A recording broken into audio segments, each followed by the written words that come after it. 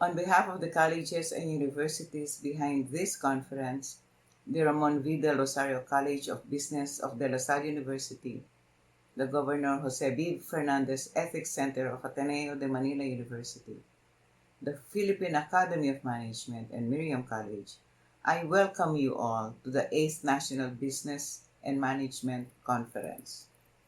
I also wish to acknowledge our keynote speaker, Mr. Ramon del Rosario Jr., whose father, Ramon Sr., was our ambassador to Germany while I was a new foreign service officer assigned in Vienna. And also to acknowledge the intellectual energy sources behind the conference, Dr. Oscar Bulaong Jr., Dr. Emilina Sarial, Dr. Reynaldo Bautista, and Dr. Antonio Lopez. This year, the conference's theme is on reimagining the next normal in business and education. Even before the global pandemic has disrupted our lives, each time the topic new normal or next normal is mentioned, almost always it is connected to two primary areas, business and education. Business CEOs always think of the ever-changing environment and how they can meet new challenges so that their corporation or company can survive the competition. Technical developments and innovation are so fast and so many that even Jeff Bezos, the richest man on the planet, has expressed the possibility that Amazon, the biggest employer in the world with 600,000 employees, could be disrupted in the near future by a new form of technology. Thus, with this, the concern about sustainability of business comes up. But sustainability does not just refer to business continuity and survival.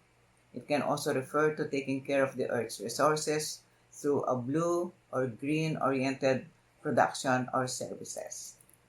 Then there's another growing expectation from business, that it be a social entrepreneurship, contributing to socioeconomic development in the community by sourcing its materials and other inputs needed in production from a community that is in need of a sustainable livelihood.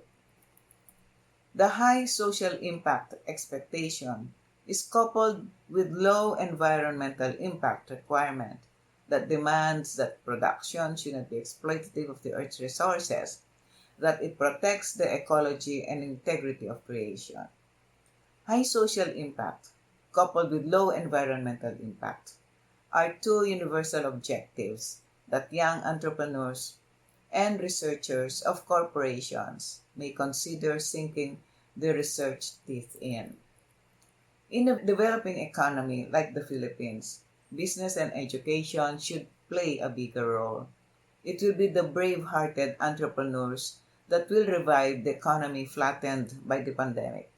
It will be the innovative business thought leaders who will shepherd young businessmen into new ways of providing services in the areas of food, entertainment, sports, retail, and other areas.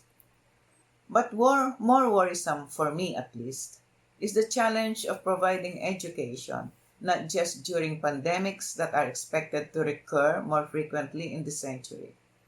We note that it took 100 years before a global coronavirus pandemic succeeded the Spanish flu that affected millions of people, mostly in Europe and North America. The SARS and the Ebola virus have also been transmitted to humans, and they are expected to return. The Philippines has the added challenges of typhoons and flooding. Recently, two typhoons have affected internet connectivity so badly that schools had to suspend classes for more than a week. This compounds the setbacks in many areas in our country that cannot deliver virtual learning and teaching in lieu of physical classes due to the pandemic. Education has been in a sad state of affairs since March.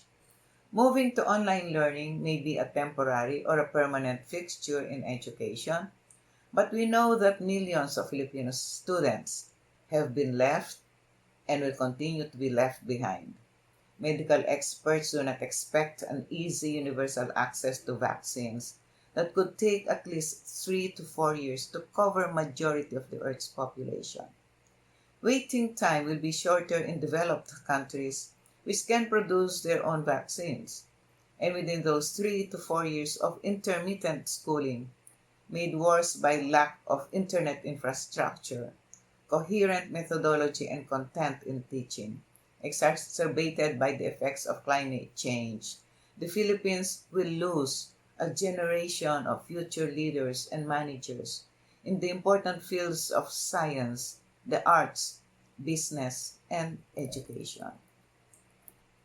Our nation will be poorer by a lack of people who can think through the problems, and it will be, therefore, in danger of being led by autocratic and unethical political leadership who will take advantage or who might take advantage of the anxieties of the citizenry, who in turn will be made to believe that they, the political and social leaders, are one with the poor and can help solve their anxieties and problems.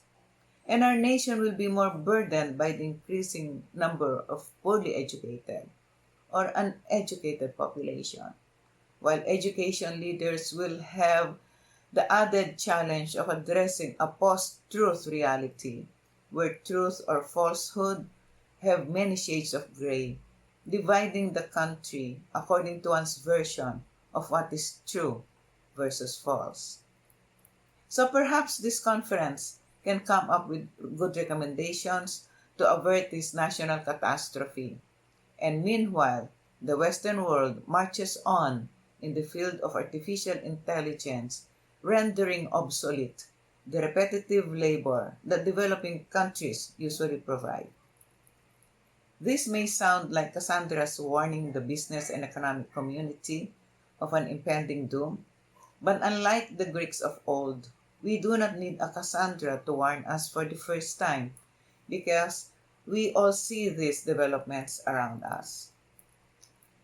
I join you in looking forward to the conference's conclusions and recommendations in addressing the aforementioned challenges of the next normal. I appreciate this opportunity to welcome you today. Thank you very much, and good morning once again.